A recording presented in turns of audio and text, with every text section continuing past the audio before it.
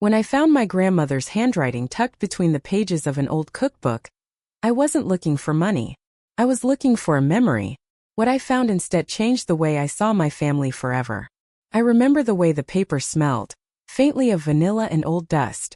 My grandmother used to keep her cookbooks stacked neatly on the kitchen counter, their spines cracked from years of use. She was the kind of woman who believed that recipes were heirlooms, handwritten, passed down, smudged with fingerprints and butter stains. That afternoon, I had gone to her old house to feel close to her again. It had been 5 years since she passed, and even now, the quiet of that place felt heavy with her absence. The light filtering through the lace curtains fell across the kitchen table, catching the edge of the yellowed page. I pulled it out slowly, careful not to tear it. The paper was folded in half, and at first I thought it was a grocery list. Then I saw my name. To my granddaughter Emma, if they tell you you're not part of this, don't believe them. My heart stopped. Before that day, I'd made peace with being the outsider. That's what my family called me when they thought I couldn't hear. I was the middle child of 3. My brother Daniel was the golden one, the eldest, confident, always in control. My younger sister Claire was soft-spoken, the family's darling. And then there was me, Emma, the one who moved away, the one who made things complicated. My parents owned a small chain of hardware stores, and when my grandmother died, her estate, worth more than anyone had realized, became the source of endless whispers. She'd left behind a trust fund, something she'd quietly built over decades. She'd never told us the details, only that it was meant to take care of the family. When the will was read, I remember sitting in that cold lawyer's office, my hands folded tightly in my lap. Everyone else seemed to know what was coming except me. To my son Richard and his children Daniel and Claire, the lawyer read, the family trust shall be divided equally among you 3. And that was it. My name wasn't there.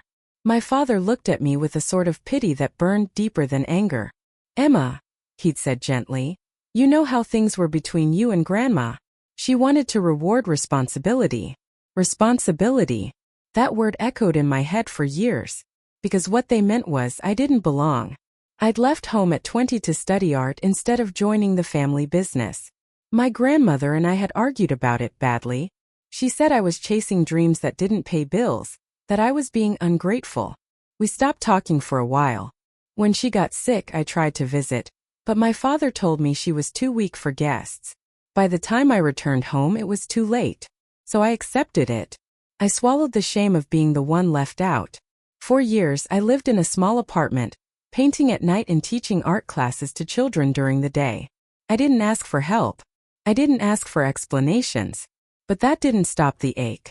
Every family holiday, every shared photo online, every time Daniel mentioned the business, as if it were his birthright, it reminded me of what I'd lost. Or rather, what I'd been denied. That day in the kitchen, holding my grandmother's note, my hand shook. The paper was delicate, but the ink was still clear, her loops and curls unmistakable. I unfolded it completely. Emma, you are as much a part of this family as any of them. If you find this, know that my intentions were never what they told you. There are things I couldn't say then. Look in the cedar box, you'll understand. The cedar box. My breath caught. Every grandchild knew about that box. It sat on top of her dresser, always locked, always off limits. My father had taken it after the funeral, said it held personal letters. Nothing important, he'd told us. But now I wasn't so sure. I stood there, surrounded by the silence of her house, that letter trembling between my fingers, and felt something shift inside me. For years I had carried the story my family gave me, that I didn't deserve what they had, that I wasn't enough. But what if it wasn't true? That night I barely slept. I kept replaying old memories in my mind. Grandma's stern eyes softening when she thought no one was looking, the way she used to hum when she cooked, the time she pressed a $20 bill into my hand before I left for college and whispered, "You'll figure it out your way." It was possible she'd changed her mind before she died. Possible she tried to fix things. And if she had, someone must have hidden it. The next morning, I decided I couldn't ignore it. I called my father. "Hey, Dad," I said, trying to sound casual. "Do you still have Grandma's cedar box?" There was a pause too long. Then he cleared his throat. "Why are you asking about that?" "I just was looking through her old things," I said. Found a few notes. I wanted to check something. His voice hardened. Emma, that box has private family documents. It's not something you need to worry about. Private family documents. I almost laughed. I'm family, aren't I? He sighed. You know what I mean. That was the end of the conversation. But in that moment I knew I was right. There was something inside that box, something they didn't want me to see. And I wasn't going to stop until I found out what it was. That's how it began, the unraveling. It didn't happen all at once. Just small cracks spreading through years of silence. A week later, I drove to my parents' house unannounced. The drive felt longer than usual. Every mile filled with questions I didn't know how to answer. When I arrived, my father was in the backyard trimming the hedge. His movements deliberate, almost rehearsed. He looked surprised to see me. Emma, this is a surprise. I wanted to see Mom, I said quickly. He nodded, skeptical but too polite to object. Inside, the house smelled of lemon cleaner and faint perfume. Mom's signature scent. I greeted her, made small talk, then quietly excused myself, saying I needed the restroom. Instead, I went upstairs. The cedar box sat on top of the dresser, just as I remembered. Polished. Heavy. Locked.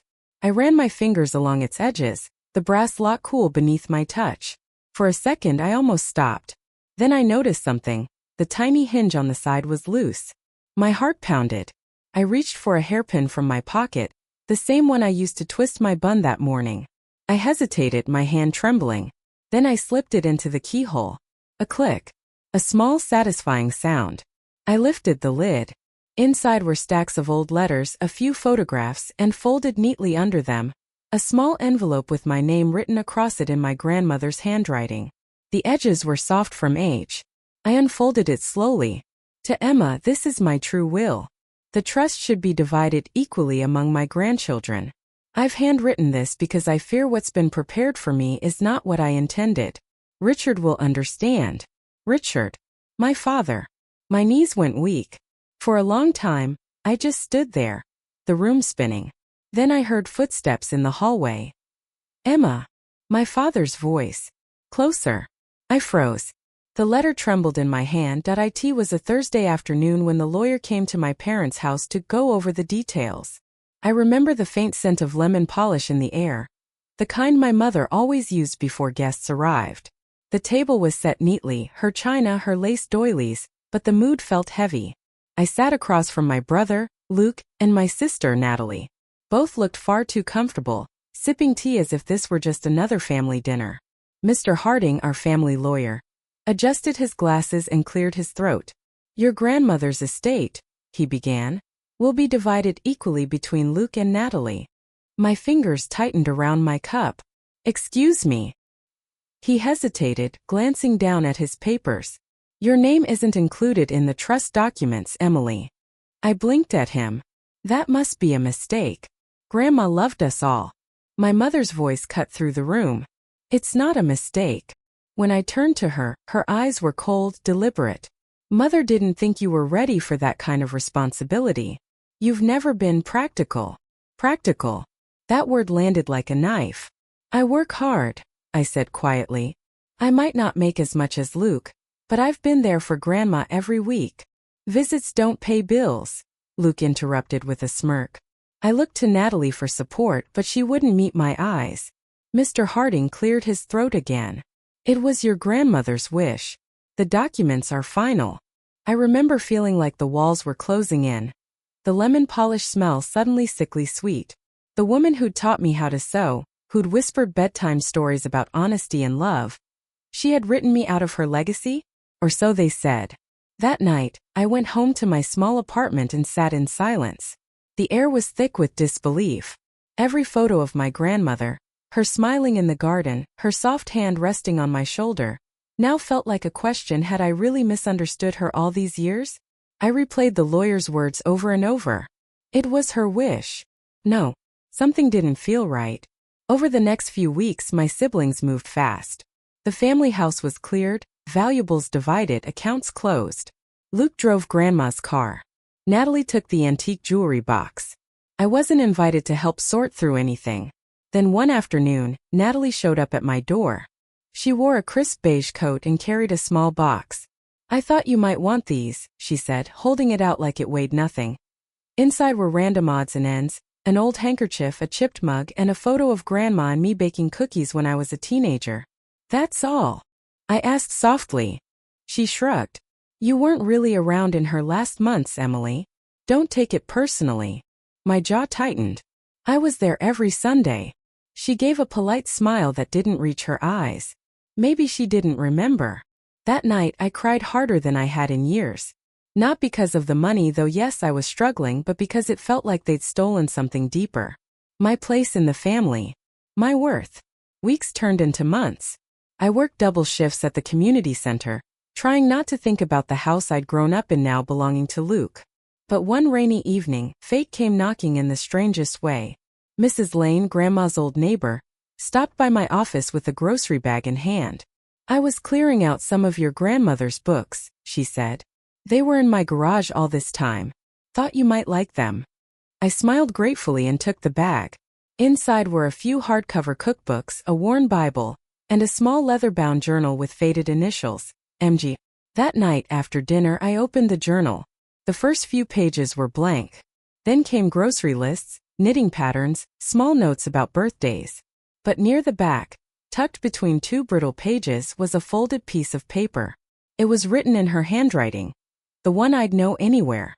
Loopy and elegant, ink slightly smudged from her old fountain pen. My heart began to race. The letter was dated just 3 weeks before she passed. "To my dear grandchildren," it began. "If you are reading this, it means the world may have turned a little crueler than I'd hoped. My final wishes are simple. Everything I own, the house, savings, and personal treasures, should be shared equally among my 3 grandchildren. Luke, Natalie, and Emily." I froze. Emily has always shown me kindness that money cannot buy. She may not wear fancy suits, but she has my heart. Please take care of her. My throat tightened. Tears blurred the ink as I whispered the words aloud. This was her real voice. Her truth. And it had been buried, quite literally. Someone had hidden it. The next morning, I took the letter straight to Mr. Harding's office. He read it carefully, his brow furrowing. "Where did you find this?" "In one of her books. From Mrs. Lane's garage." He leaned back, silent for a moment. "This complicates things. The trust documents filed legally are still valid. But if this can be authenticated, then someone forged her intentions," I said firmly. He sighed. "It wouldn't be the first time a family tried to reinterpret someone's wishes." My heart pounded in my chest. I knew who had done it. Luke had been handling most of the estate paperwork. Natalie had been too passive, too quiet. My mother? She had always thought I was too soft to handle family affairs. But this was theft of truth. And for the first time in my life, I wasn't afraid to fight for it. That night, I sat in my car outside the old family home. The lights glowed warmly behind the curtains. I could see silhouettes moving, laughter, the clinking of glasses. My family celebrating the spoils. I gripped the letter in my hand, the paper trembling slightly. For years I had accepted being the quiet one, the peacemaker, the overlooked daughter.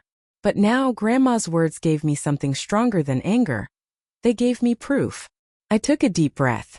It was time they heard Grandma's true will, in her own handwriting. I stood outside that door for a long time before knocking. The sound of laughter inside twisted something deep in my chest. It wasn't just the betrayal. It was how normal it all sounded. Like nothing had happened. When Luke opened the door, his smile faltered for half a second before returning to its usual, smug composure. "Emily. Wow. Didn't expect you." I glanced past him. My mother was at the table, Natalie pouring wine into her glass. The smell of roasted chicken filled the air. For a moment I felt like a ghost peering into a life that used to be mine. "I need to talk to all of you," I said. My voice was steady, but my hands were trembling inside my coat pockets. Luke sighed dramatically. "Now's not a good time. It's about Grandma." That word froze them all. He stepped aside reluctantly and I walked in. I placed my bag on the table, slowly pulling out the folded piece of paper. "This," I said, laying it down, "is Grandma's handwritten will." Natalie frowned. "What are you talking about?" I looked her dead in the eyes. The one she wrote 3 weeks before she passed. The one that says everything should be divided equally among the 3 of us. My mother stiffened. Luke's jaw tightened. That's ridiculous, my mother said quickly. We went through all her documents with the lawyer. You went through the documents you wanted to show, I replied. Luke stood, voice rising. Where'd you even get that? You probably forged it yourself. I reached into my bag again and took out the leather-bound journal. Then why was it tucked inside Grandma's own notebook, with her handwriting all over it? Why did Mrs. Lane, her neighbor, find it among Grandma's things? The silence that followed was deafening. Even the ticking clock on the mantel sounded louder than usual. Natalie spoke first, her voice barely above a whisper. Is it real? My mother's eyes darted toward Luke, just for a second, but I caught it. A flicker of guilt. A silent conversation between them. Luke forced a laugh. Come on, Nat, don't tell me you believe this. But she looked unsure now. Her confidence cracked. I'm taking this to Mr. Harding, I said. He'll verify it. If it's authentic, then you've been hiding her true will. You don't know what you're doing, Emily, my mother hissed. You'll embarrass this family. I looked at her with a calm I didn't know I had. The only people embarrassing this family are the ones who lied about Grandma's final wishes. And then I left. 2 days later, I sat in Mr. Harding's office again. The rain beat softly against the window as he examined the paper under a magnifying glass. He called in a handwriting analyst to compare it to other notes from Grandma's old letters and recipe cards. After an hour, he looked up at me. It's genuine. There's no question. This is her handwriting. I felt a lump rise in my throat. So what happens now? He sighed.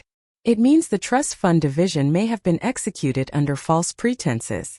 If she had a more recent will, it overrides the previous one.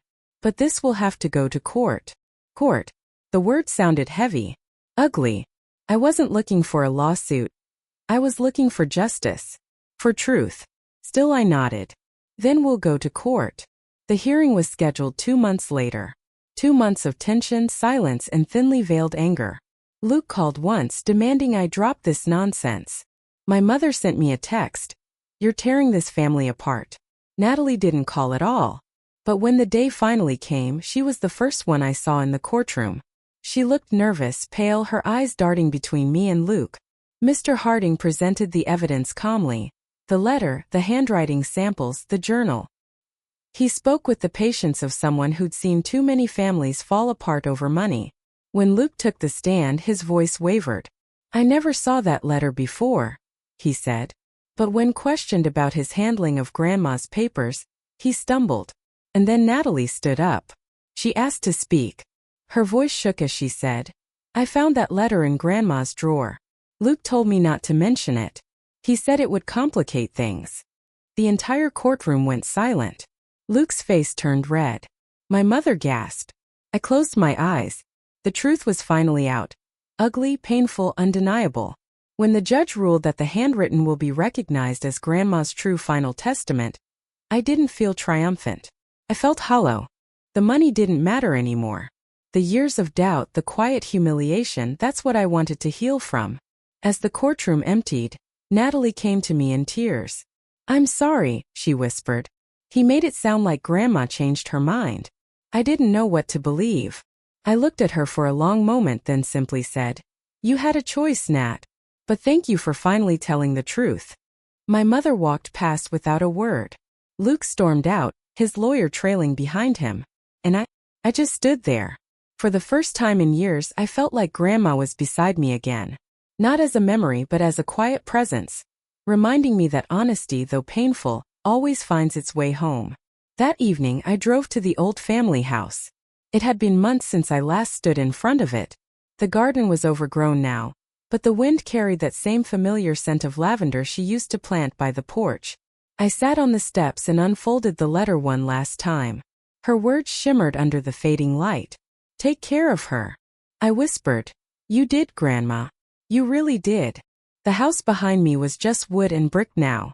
The real inheritance was something else entirely. Dignity, truth, and a voice I'd finally learned to use. But peace doesn't come instantly. Forgiveness takes time, and family wounds, they don't close overnight. Still, I knew one thing. The little girl they called ungrateful had finally learned to stand on her own truth. And that was worth more than any trust fund. In the weeks after the court ruling, silence became the loudest sound in my life. No phone calls. No messages. Just the quiet hum of the refrigerator, the ticking of the clock, and the occasional chirp of the mockingbird that perched outside my window. I should have felt victorious, I told myself. I had stood up for the truth, and the truth had prevailed. But what I really felt was empty. I'd won the case, but I'd lost my family. The settlement finalized in early spring. The assets were redistributed according to Grandma's handwritten will. Equal shares for me, Luke, and Natalie. Mr. Harding called me in to sign the final documents. Your grandmother would be proud, he said kindly as I took the pen. I smiled faintly. Maybe. But she'd also be sad to see what it cost. He nodded. Family and money rarely mix peacefully, Emily. But you did what she wanted. You honored her truth. When I stepped outside, the air smelled like rain-soaked soil. The kind of smell that reminded me of Grandma's garden after a storm. I closed my eyes and took a deep breath. A week later, I received an envelope in the mail. No return address. Just my name in familiar handwriting. I recognized it instantly, my mother's. Inside was a single sheet of paper. Emily, I don't expect you to forgive me. What I did was wrong, but I did it because I thought you'd waste everything like your father. I was wrong. I see now that you didn't fight for money. You fought for her memory. Maybe one day we can talk again. Mom. I sat there for a long while staring at those words. It wasn't an apology I could fully trust yet, but it was something. A start. I tucked the letter into Grandma's journal, right beside the will. Life moved slowly after that. I went back to teaching part-time at the community center, something Grandma had always encouraged me to do. Most evenings, I'd sit by the window with a cup of tea, reading from her old journals. She'd written about simple things. The smell of her first roses, the taste of peach cobbler, the ache in her knees when it rained. But between the lines, there was always this quiet wisdom. Love is heavy when carried in silence. And I understood that now. Months passed before I saw Luke again. It happened at the cemetery on Grandma's birthday. I'd brought a small bouquet of lavender, and as I was kneeling down, I heard footsteps behind me. He looked older somehow. The arrogance had faded from his eyes, replaced by something I hadn't seen in years, humility. Hey, he said softly. Hey. He stood there awkwardly, hands in his pockets. I didn't think you'd come. I always do, I said. He nodded, staring at the gravestone. I messed up. I thought I deserved more. But maybe I didn't deserve anything at all. I sighed. We all messed up, Luke. Grandma didn't want us to fight. She just wanted us to remember her the right way. He looked at me then, really looked, and for the first time I saw my brother again. Not the man who'd lied in court, not the one who'd called me unworthy. Just Luke. He knelt down beside me and placed a single white lily next to my bouquet. I'm sorry, Em, he whispered. I know, I said. Just don't make her regret loving us. He smiled faintly, his eyes wet. I won't. When I drove home that day, I didn't feel anger anymore. Or even sadness. Just release. I realized that Grandma's will had given me more than money. It had given me the truth, and the courage to demand it. I'd spent so much of my life trying to prove I was worth something to my family. But in the end, I didn't need their approval. I only needed my own peace. That night, I sat by my desk and wrote a letter to Grandma. You were right, Grandma. Love and truth can't be separated. I fought for what you wrote, but I also fought for myself. I don't know if we'll ever be a family again, but at least your voice was heard. Thank you for believing in me, even when I didn't believe in myself. Emily. I folded it carefully and placed it inside her journal, the same place I'd first found the will. It felt like closing a chapter, not in anger but in gratitude. Weeks later, I received a small parcel from Natalie. Inside was a photograph of the three of us, me, Luke, and her, from when we were children. Our faces were covered in chocolate cake. Grandma's laughter frozen behind the camera. On the back she'd written, "Maybe one day we can laugh like this again." I smiled. Maybe one day. I learned that family isn't just blood. It's the people who stand beside you when the world doubts your worth. And sometimes it's the strength you find in yourself when no one else believes. Grandma's real inheritance wasn't wealth. It was truth, patience, and the reminder that even broken families can find their way back to love, piece by piece. And maybe, just maybe, forgiveness is the final share we all deserve.